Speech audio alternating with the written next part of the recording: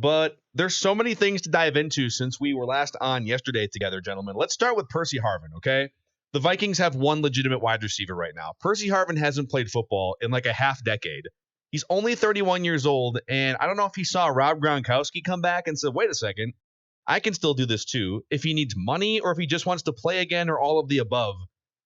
To what extent would you guys kick the tires on Percy Harvin in a Vikings uniform again? First off, didn't the league recently relax its marijuana rules? Yeah, you can't get punished at all anymore.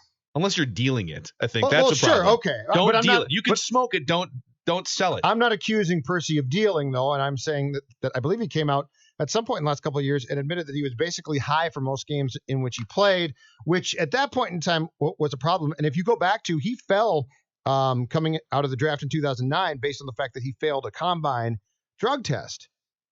I told Collar, no thanks for me, given the fact that the Vikings, in my mind, aren't one player away. If you were one player away, I'd do it. Collar disagreed completely. I said, the problem too is this goes back to Spielman and the fact that Percy, at the end here, Percy forced his way out by getting in screaming matches with Les Frazier.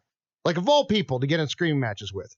Maybe the nicest football coach. Maybe he's mellowed out a little bit. But the fans do not agree with yours truly. I put a vote out a couple hours ago about Percy wanting to return to the National Football League after 3 seasons away. And I said, should the Vikings try to bring back the wide receiver? Absolutely, 63.7%. No way, 36.3%. If the fans are speaking, Rami Maklov, they want Percy Harvin to be given a chance here. I mean, what does it hurt to kick the tires? To bring him in, see what he's got, see where he's at in his life, his mental state, his emotional state. Is he happy? Is he in a good place? Is he stable? Is everything good in Percy Harvin's life? And does he still have football left in the tank? And if he checks all the boxes, I was the guy who said kick the tires on Antonio Brown. Why not? Why do we just cast people off and treat them as they're disposable, especially when we're talking about people who can help you, who can make you a better football team or whatever business it is that you're running and looking to hire people for. If they can help you and make you a more successful business and not hold you back and not be a detriment, yeah, I don't see what the drawback is in kicking the tires. I can't say definitively if I would sign him or not. I'm not going to get my hands on Percy Harvin or get him to get him for an interview or a workout or anything else. But if the Vikings have a need at wide receiver, and they do, and Percy Harvin wants to come back, why not explore the possibility? What does it hurt to explore the possibility? So I don't think there's a huge downside to it because he's not going to command a lot of money. It'll be like some sort of veterans minimum type of a deal, right? Maybe with some incentives. I don't know how the contract would work, but I'm actually out, not for personality reasons, not for the reasons that Judd lists, that he's just a volatile personality that's going to fight with even the most mellow head coach. I'm actually out for football reasons, for 2 main football reasons. His last truly productive season was 6 years ago now. So he's been out of the league for 4 years. He's actually going to turn 32 at the end of May. So let's call him 32 years old. His last truly productive season was 2014. In which he caught 51 passes for just under 500 yards, 1 touchdown. He also ran the ball 33 times for 202 yards because you can use him out of the backfield a little bit. And the other reason is he's always been one of the most overrated players in the NFL. So, but he can do everything. He's like a Swiss Army knife. Yeah, like he's okay at a lot of things when he was in his prime, when he was faster, by the way, than he would be at 32. But he was never great at anything in particular.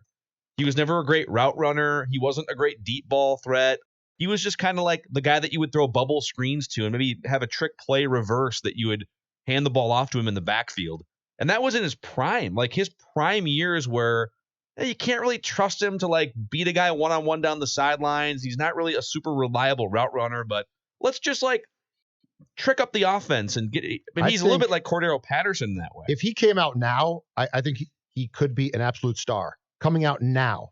But at 32, my problem is this. He was 22 right now. Yes. If this was 2009 and offenses operate like they do today, I think Percy Harvin could be a dynamic, type of player who, if you put him with Andy Reid and the Chiefs, could be just really, really dangerous.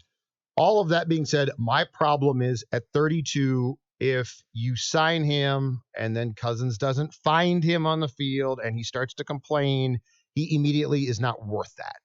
At 22, he might be, probably would be. At 23, at 32, then I'm saying, really, we're going through this. And I will go back to continuing my theme. If the Vikings were a piece away, I might do it. If the Vikings if they had been forced to trade Stephon Diggs and they had cornerbacks and they had everything else and left tackle was set, and you said to yourself, all right, you got Thielen, but you don't have the next guy. And that's all I think that I need. I might do it. They're not.